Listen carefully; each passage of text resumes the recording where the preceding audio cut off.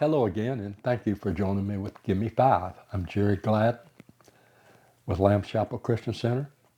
Pastor Lonnie and I would like to give you a special invitation to join us this Sunday at 10 a.m.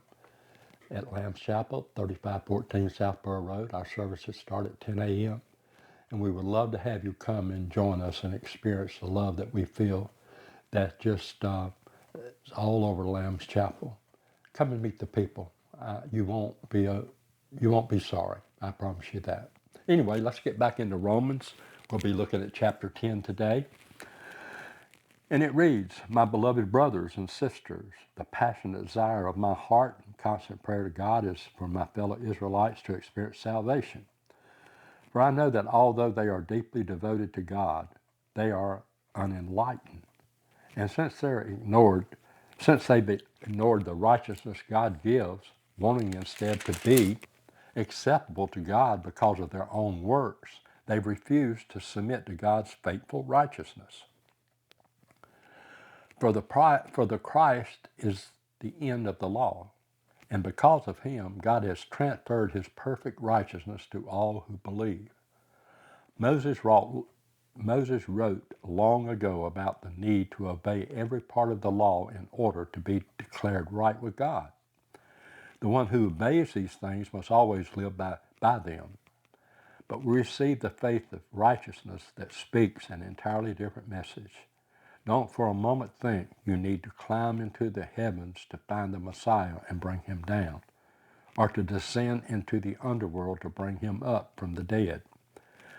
But the faith of righteousness we receive speaks to us in these words of Moses. God's living message is very close to you, as close as your own heart beating in your chest, and is as near as the tongue in your mouth. And what is God's living message? It is the revelation of faith for salvation, which is the message that we preach. For if you publicly declare with your mouth that Jesus is Lord and believe in your heart that God raised him from the dead, you will experience salvation. The heart that believes in him receives the gift of the righteousness of God, and then the mouth confesses, resulting in salvation. For the scripture encourages us with these words, everyone who believes in him will never be disappointed. So then faith eliminates the distinction between Jew and non-Jew, for he is the same Lord for all people.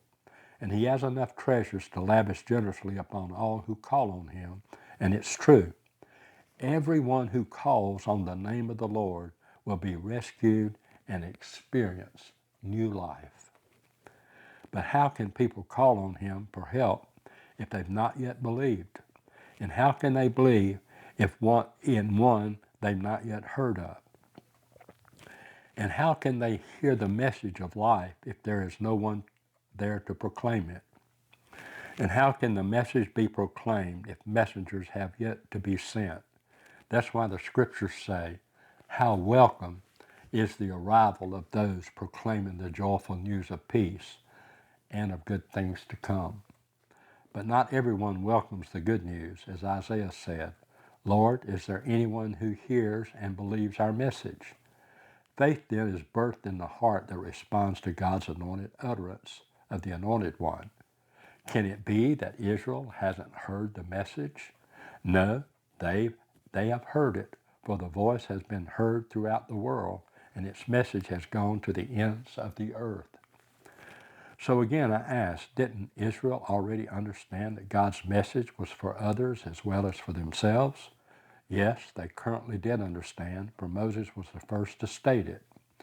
I will make you jealous of a people who are nobodies, and I will use people with no understanding to provoke you to anger. And Isaiah, the fearless prophet, dared to declare, those who found me weren't even seeking me. I manifested myself before those who weren't even asking to know me. Yet regarding Israel, Isaiah says, with love I have held out my hands day after day, offered myself this unbelieving and stubborn people. And guys, Jesus is offering out his hand to you today. And if you can just believe his word, it's only by grace that we're saved through faith. So if you will believe that he sent his only begotten Son, who gave his life on the cross for you, if you can believe that in your heart, then you can be saved for eternity this day. Thank you for joining me for another Gimme Five. I'll see you in the next episode. God bless.